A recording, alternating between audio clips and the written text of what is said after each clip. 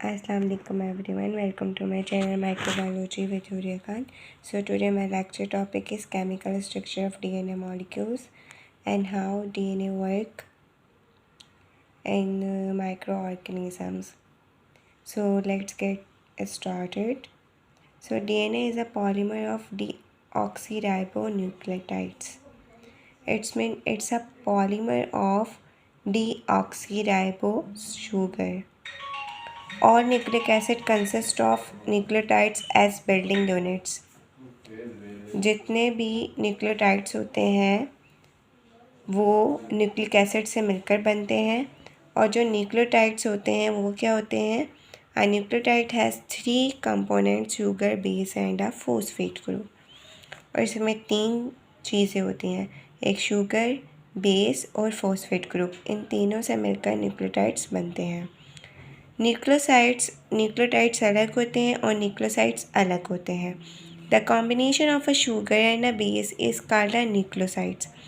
और जो न्यूक्लियोसाइड्स होते हैं वो उनकी और न्यूक्लियोटाइड्स की ऑलमोस्ट केमिकल कंपोजिशन सेम होती है एक्सेप्ट फॉस्फेट ग्रुप, क्योंकि न्यूक्लियोटाइड्स में फॉस्फेट ग्रुप मौजूद होता है और न्यूक्लियोसाइड्स में फॉस्फेट ग्रुप मौजूद नहीं होता।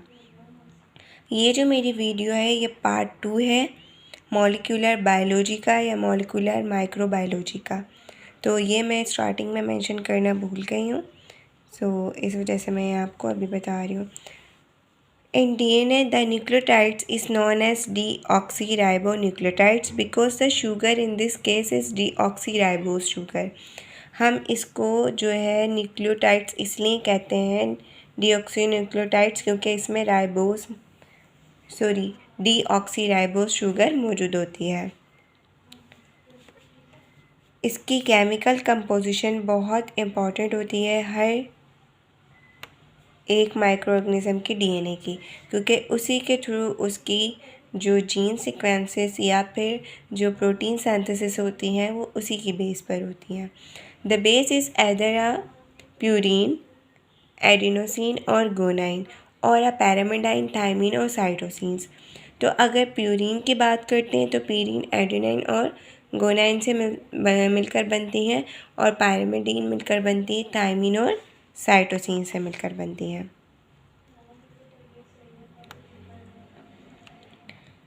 इसके बाद जो प्यूरीन्स होती हैं ये मैं आपको पहले ही बता चुकी हूँ कि एडेनाइन और गुआनिन से मिलकर बनती है, लेकिन इनके बीच में जो बोन्स होते हैं वो डबल बोन्स होते हैं। और जो पैरामिडीन्स होती हैं इनके बीच जो बॉन्ड्स होते हैं वो सिंगल बॉन्ड्स होते हैं। Consequently, there are 4 different nucleotides. The particular arrangement of the nucleotides as determined by the basis of a DNA molecule is known as the nucleotide sequences और DNA sequences. So, ये आपस में जो 4 nucleotides होती हैं main DNA की, ये ही मिलकर डीएनए की सीक्वेंसेस बना रही होती हैं, डीएनए मॉलिक्यूल्स को तैयार कर रही होती हैं। तो इसका स्ट्रक्चर अगर हम देखें तो इस तरह का इसका स्ट्रक्चर होता है। ये गुआनिन है, ये साइटोसिन्स है, ठीक है। गुआनिन और साइटोसिन्स यहाँ पर आप देख रहे हैं इनकी अरेंजमेंट है सारी, और ये एडेनाइन और थायमिन की सारी अरेंजमेंट है। और मैंने आपको पहले ही बताया था अपनी फर्स्ट वीडियो में कि अगर हम डीएनए और आरएनए की कंपोजिशन के चेंजेस देखते हैं तो आरएनए में यूरेसिल होता है और डीएनए में थायमिन होता है। और इसको हम डीऑक्सीराइबो क्यों कहते हैं? क्योंकि इसके पास जो है एक ऑक्सीजन की कमी होती है, जबकि राइबोस शुगर के पास वो ऑक्सीजन मौजूद होता है। इस तरह से इनकी न्यूक्लियोटाइड की अरेंजमेंट होती है। 3 to 5 इसका एंड होता है, 3 to 5 और 5 to 3 इसका एंड होता है। जब डीएनए की रिप्लिकेशन मैं आपको बताऊंगी तो उसमें पूरी बताऊंगी किस तरह से होता है। अब ये हाइड्रोक्साइलेंट और 5 फॉस्फेट ग्रुप एंड्स, ये 2 तरह के एंड्स मौजूद होते हैं। The hydroxyl OH group is attached to the carbon at the 3rd position. ये जो हाइड्रोक्साइल ग्रुप होता है ये थर्ड कार्बन वाली पोजीशन पे जाके अटैच होता है। The phosphates group is directly attached to the carbon at the 5 position. और जो phosphate group होता है वो directly attach होता है कार्बन नंबर 5 यानी कि 5 पोजिशन पर. The OH group and the phosphate group in a nucleotides are called the 3OH, 3' hydroxyl and 5-phosphate, 5' phosphate group.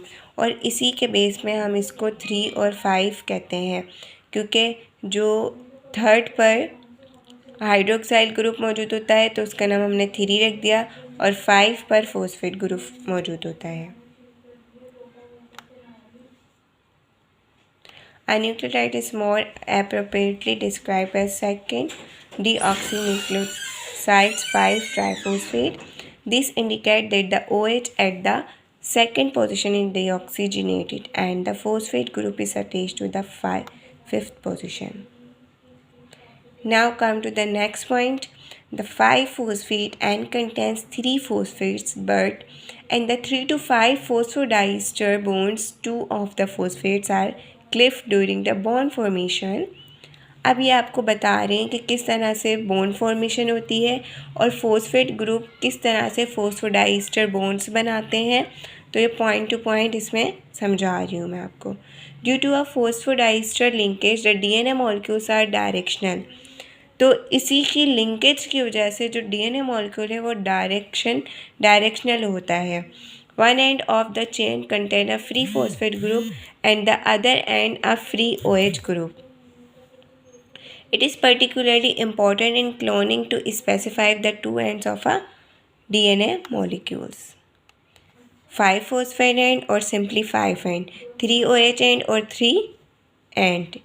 तो जिसको हम 3 to 5 कह रहे हैं. अगर हम राइटिंग में DNA मॉलिक्यूल को लिखते हैं तो वो इस तरह से होता है.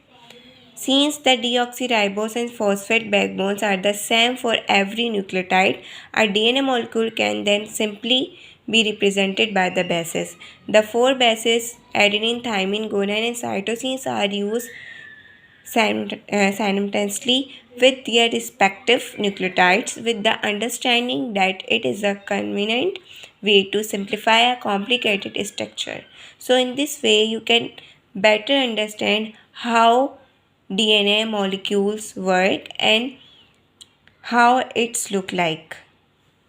For example, DNA sequence is represented ATGTCCG GTGA. It's a sequences, 5 end sequences. Okay, so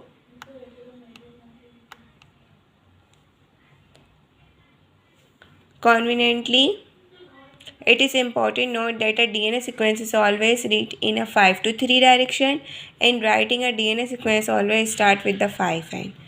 Conventionally, only the sequences of one strand is presented because a complementary strand can readily be detected. Now describing the DNA size. It's last slides for my lecture. The size of a DNA molecule is measured by the number of nucleotides or simply the number of bases. The common unit for double-stranded DNA is the base pair. 1,000 base pair can be described as a kilo base pair. अगर 1000 होंगे तो हम उसको kilo base pair कहेंगे. Likewise a million base pair is known as mega base pair. अगर million होंगे तो उसको हम मेगा बेस पेयर साइज में मेजर करेंगे. So it's all about the complete introduction to molecular biology और molecular microbiology.